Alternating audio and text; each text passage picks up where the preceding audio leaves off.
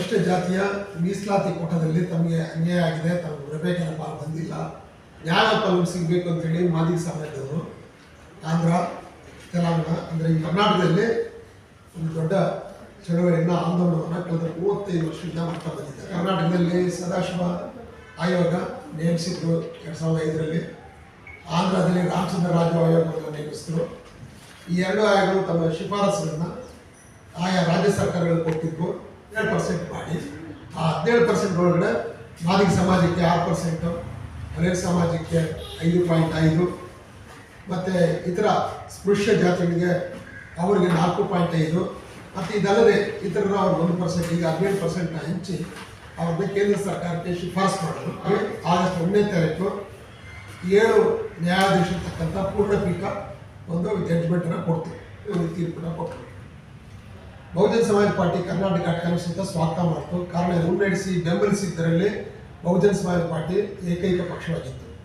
Congress, BJP, Janata Dal ಇರತಕ್ಕಂಥ ನಾಯಕರು ಬಂದು ಭಾಗವಹಿಸಿದ್ರು, ಎಸ್ ಸಿ ನಾಯಕರು. ಆದರೆ ಬಹುಜನ ಸಮಾಜ ಪಾರ್ಟಿ ಒಂದು ಪಾರ್ಟಿಯಾಗಿ ಇದನ್ನು ಬೆಂಬಲಿಸಿತು. ರಾಧಾ ಬೆಹೆನ್ಜಿ ಅವರು ಸುಪ್ರೀಂ ಕೋರ್ಟ್ ಜಡ್ಜ್ಮೆಂಟನ್ನು, ತೀರ್ಪನ್ನು ವಿರೋಧಿಸಿತು.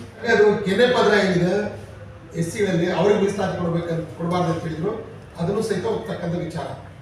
ಒಂದು ಪೀಳಿಗೆಗೆ ಮಾತ್ರ ಮೀಸಲಾತಿ ಕೊಡಬೇಕು, ಇದನ್ನು ನಾವು ವಿರೋಧಿಸ್ತಿದ್ರು. ಅದನ್ನು ನಾವು ಹೋಗ್ತೀವಿ. ಯಾವ ವರ್ಗದ ಜನರಿಗೆ ಸರ್ಕಾರಿ ಸೇವೆಯಲ್ಲಿ ಸೂಕ್ತ ಪ್ರಾತಿನಿಧ್ಯ ಇಲ್ಲವೋ ಅವರಿಗೆ ಮೀಸಲಾತಿ ಕೊಡಬೇಕಂತಿದೆ. ಇದನ್ನ ಬಾಬಾ ಸಾಹೇಬ್ ಅಂಬೇಡ್ಕರ್ ಅವರು ತಮ್ಮ ಪಕ್ಷದ ಪ್ರಣಾಳಿಕೆಯಲ್ಲೂ ಸಹಿತ ಹೇಳಿದ್ದಾರೆ. ಹಾಗಾಗಿ ಇದು ಬಾಬಾ ಸಾಹೇಬ್ ಅಂಬೇಡ್ಕರ್ ಹೇಳಿದ್ದಕ್ಕೆ ಪೂರಕವಾಗಿದೆ, ಭಾರತ ದೇಶದ ಸಂವಿಧಾನಕ್ಕೆ ಪೂರಕವಾಗಿದೆ, ನಮ್ಮ ಪಕ್ಷದ ಸಿದ್ಧಾಂತಕ್ಕೂ ಪೂರಕವಾಗಿದೆ.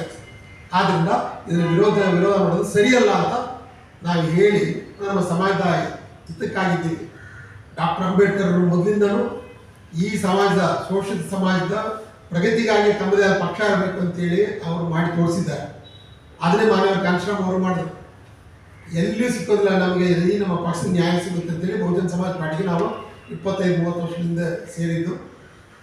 ನಮ್ಮ ಇದು ನಮಗಾದ ಅವಮಾನ ಅಂತ ಹೇಳಲ್ಲ, ಒಂದು ಸಮಾಜ ಅದು ಏನೋ ನಿಕೃಷ್ಟ ಸಮಾಜ, ಶೋಷಿತ ಸಮಾಜ, ಶೋಷಿತರಲ್ಲೇ ಶೋಷಿತ ಸಮಾಜದ ಬಗ್ಗೆ ಅವ್ರಿಗಿರ್ತಕ್ಕಂಥ ಧೋರಣೆಯನ್ನು ತೋರಿಸುತ್ತೆ. ನಾವು ತಿಳ್ಕೊಂಡು ಇದು ಏನು ಮಾಡಿದ್ರು ಸಹಿತ ಈ ಸಮಾಜದಲ್ಲಿ, ಈ ಪಕ್ಷದಲ್ಲಿ ನಮ್ಮ ಸಮಾಜದ ಹಿತ ಇಲ್ಲ, ನಾವು ಇರೋದು ಬೇಡ ಅಂತೇಳಿ ಅಲ್ಲಿಂದ ಹೊರಬೇಕು, ಪಕ್ಷನ ಬಿಡೋದಕ್ಕೆ ತೀರ್ಮಾನ ಮಾಡಿದ್ವಿ. ಭಾಳ ಹಿಂದೆಯೇ ನಾವು ಇದ್ರ ಬಗ್ಗೆ ಆಲೋಚನೆ. ಅದರಲ್ಲೂ ದಕ್ಷಿಣ ಭಾರತದಲ್ಲಿ ಇರ್ತಕ್ಕಂಥ ರಾಜ್ಯಗಳು ಯಾತಕ್ಕಿದೆ ಅಂತ ಹೇಳಿದ್ರೆ ಇವ್ರಿಗೆ ಹಣ ವಸೂಲಿ ಮಾಡಿಕೊಡೋದಕ್ಕಷ್ಟೇ ಇದೆ. ಸುರಿಬೇಕದು ಇಚ್ಛೆ, ಕಾಳಜಿ ಯಾವುದಲ್ಲಿ ನಾವು ಕಾಣ್ತಾ ಇದ್ದೀವಿ. ಶ್ರಮ ಹಾಕೋರು ನಾವು. ಬಹುಜನ ಸಮಾಜ ಪಾರ್ಟಿಯ ಸಿದ್ಧಾಂತ ಏನಿದ್ರೆ ಭಾರತ ದೇಶದಲ್ಲಿ ಯಾವ್ಯಾವ ಜಾತಿ ಎಷ್ಟು ಜನಸಂಖ್ಯೆ ಇದೆಯೋ ಅಷ್ಟೇ ಪ್ರಮಾಣದಲ್ಲಿ ಅವರಿಗೆ ಅಧಿಕಾರದಲ್ಲಿ ಪಾಲಿಸಿಕೊಳ್ಳಿ. ಇದು ಪ್ರಜಾಪ್ರಭುತ್ವದ ನೀತಿ. ಇದು ಅತಿ ಹೆಚ್ಚಿನ ಜನಸಂಖ್ಯೆ ಇರೋರಿಗೆ ಅತಿ ಹೆಚ್ಚಿನ ಓಟ್ ಇರ್ತದೆ. ಅತಿ ಹೆಚ್ಚಿನ ಓಟ್ ಇರ್ತಕ್ಕಂಥವರು ಅವರು ಅಧಿಕಾರವನ್ನು ನಡೆಸಬೇಕು ಅಥವಾ ತಮ್ಮ ಪಾಲಿನ ಅಧಿಕಾರವನ್ನು ಪಡ್ಕೋಬೇಕು. ಇದು ನಿಯಮ, ಇದು ಪ್ರಜಾಪ್ರಭುತ್ವ ನಿಯಮ. ಆ ಪ್ರಜಾಪ್ರಭುತ್ವ ನಿಯಮನೇ ಬಹುಜನ ಸಮಾಜ ಪಾರ್ಟಿಯಲ್ಲಿ ಇರೋದು. ಆ ಪ್ರಜಾಪ್ರಭುತ್ವ ನಿಯಮದ ಪ್ರಕಾರನೇ ಒಳ ಮೀಸಲಾತಿಗಳನ್ನು ಕೊಡಬೇಕಾದ್ರೆ ಅದು ಪಕ್ಷದ ಸ್ವರೂಪ ಬದಲಾವಣೆಯಾದಾಗ ಸಿದ್ಧಾಂತಕ್ಕೆ ಇಟ್ಬಿಡುತ್ತೆ. ಹಾಗಾಗಿ ಪಕ್ಷದ ಸ್ವರೂಪ ಬದಲಾಗಿದೆ. ಹಾಗಾಗಿ ಇಲ್ಲಿ ಯಾರು ಭಾಳ ವಂಚಿತರಿರ್ತಾರೋ ಆ ವಂಚಿತರು ನಮಗೆ ಆದ್ಯತೆ ಹಾಕಬೇಕು. ಆದರೆ ಇಲ್ಲಿ ಬಲಿಷ್ಠರಿದ್ದಾರೆ, ಅವ್ರಿಗೆ ಆದ್ಯತೆ ಆಗಿದೆ.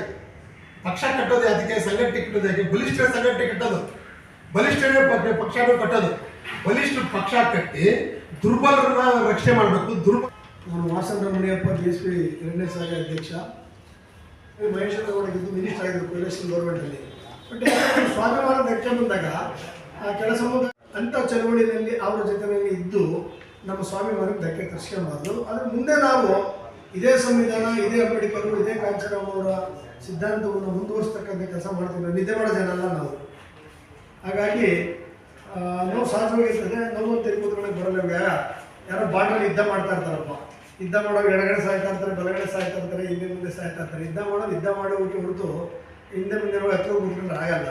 ನಾವು ಕರ್ನಾಟಕ ರಾಜ್ಯದಲ್ಲಿ ಮುಂದೆ ಏನು ತೀರ್ಮಾನ ತಗೊಂಡು ಆ ತೀರ್ಮಾನದ ಮೇಲೆ ಇನ್ನು ಮುಂದೆ ಬರುವಂಥ 3 ವರ್ಷದಲ್ಲಾದರೂ ಕೂಡ ಬಹುಶಃ ನಾವು ತಗೊಂತಕ್ಕಂಥ ತೀರ್ಮಾನದಲ್ಲಿ ಒಂದು ಚಳವಳಿಯನ್ನು ಮಾಡಿ ನಾವು ಮುಂದೆ MLA ಗ್ಯಾರಂಟಿ ಗೆಲ್ಲಿಸ್ತೀವಿ.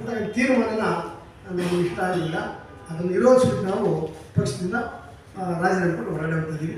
ಒಳ್ಳೆಯದಾಗಿ ಧನ್ಯವಾದ.